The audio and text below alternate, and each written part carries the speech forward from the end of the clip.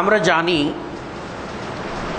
যে ইমানে প্রবেশের, ইসলামে প্রবেশের মূল ফটক, মেইন গেট একটি, যার দুটি পাল্লা রয়েছে। একটি হলো তাওহীদ আর আরেকটি হলো রিসালত। এই তাওহীদ ও রিসালতের দরজা দিয়ে ইসলাম ও ইমান নামক সৌধে, অট্টালিকায় মানুষ প্রবেশ করে। আর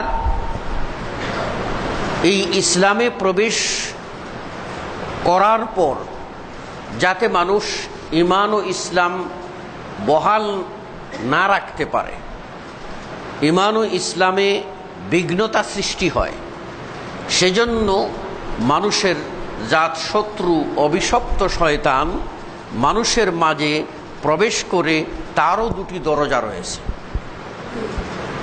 আল্লামা ইবনুল কাইয়িম রাহিমাহুল্লাহ উল্লেখ করেছেন যে শয়তান প্রবেশের দরজা হলো দুটি। যেমনটি ইসলাম প্রবেশের দুই পাল্লার এক ফটক দিয়ে প্রবেশ করলাম, ঠিক এই শয়তান ইমানদারদের মাঝে প্রবেশ করে দুটি দরজা দিয়ে। একটি দরজা হলো শুবহাত বা সন্দেহ প্রবণতা। এটা শয়তানের একটা বড় হাতিয়ার। ইমানদারদের মাঝে সন্দেহ ঢুকিয়ে দিতে পারলেই শয়তান সফল। আর আরেকটা হলো ইমানদারদেরকে আমল থেকে গাফেল করার জন্য, আল্লাহ বিমুখ করার জন্য, পরকাল বিমুখ করার জন্য দ্বিতীয় যে হাতিয়ারটা ব্যবহার করে, যে দরজা দিয়ে মানুষের ভিতরে প্রবেশ করে, সেটি হলো শাহওয়াত, প্রবৃত্তির চাহিদা, প্রবৃত্তির অনুরণন, প্রবৃত্তির লোভ লালসা। এই সবগুলি জাগতিক চাহিদার অন্তর্ভুক্ত। এগুলি দিয়ে শয়তান মানুষের ভিতরে প্রবেশ করে। জেনে নিলাম ইসলামে প্রবেশ করতে হলে মূল ফটকের দুটি পাল্লা রয়েছে। ইসলামে প্রবেশ করার পরে সেই ঈমান ও ইসলাম বিনষ্ট করার জন্য শয়তানের দুটি দরজা আছে। এবার এই ইসলাম থেকে কোন কোন দরজা দিয়ে, কয়টি দরজা দিয়ে মানুষকে শয়তান বের করে দিতে পারে? কারণ শয়তান তো চ্যালেঞ্জ গ্রহণ করে এসেছিল। তাকে যখন আল্লাহ চিরজাহান্নামী অভিশপ্ত করে তাকে বিতাড়িত করে দিলেন, তখন সে আল্লাহর কাছে আবদার করেছিল যে, হে আল্লাহ, আমাকে তুমি কিয়ামত পর্যন্ত সময় দাও, যাতে আমি মানুষকে বিভ্রান্ত করতে পারি। এই মানুষগুলির কারণেই সে অভিশপ্ত হয়েছে। কাজেই মানুষ কেমন করে আল্লাহর অনুরাগ ভাজন হয়ে, আল্লাহর স্নেহধন্য হয়ে মানুষেরা জান্নাতে চলে যায় সে দেখবে। আল্লাহ রাব্বুল আলামিন বললেন, তোমাকে সময় দেওয়া হলো কিয়ামত পর্যন্ত।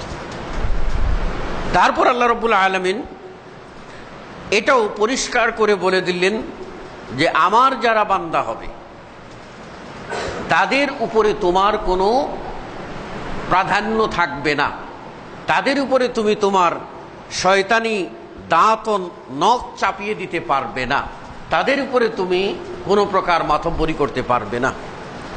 আল্লাহ বলে দিলেন, লাইসা লাকা আলাইহিম বিসুলতান, আমার সে বান্দার উপরে তোমার কোনো নেতৃত্ব কর্তৃত্ব কিছুই চলবে না। তাই এই যে চ্যালেঞ্জ, এই চ্যালেঞ্জ শয়তান গ্রহণ করেছে।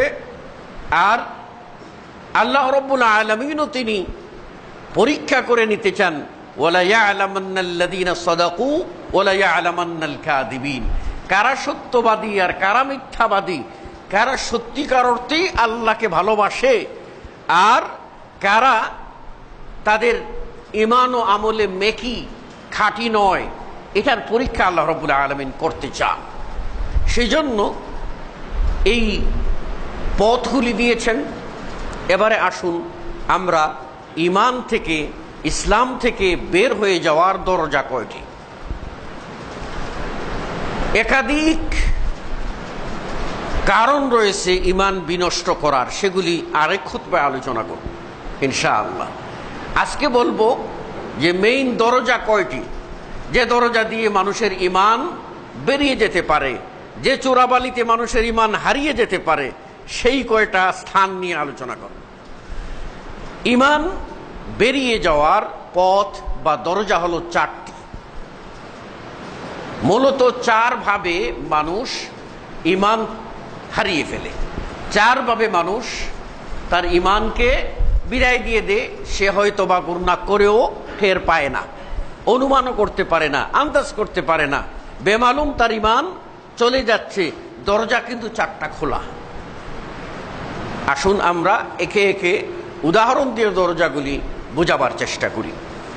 প্রথমত, ইমান নষ্ট হয় যে দরজা দিয়ে, সেটি হলো কথা, মানুষের কথা, মানুষের জবান।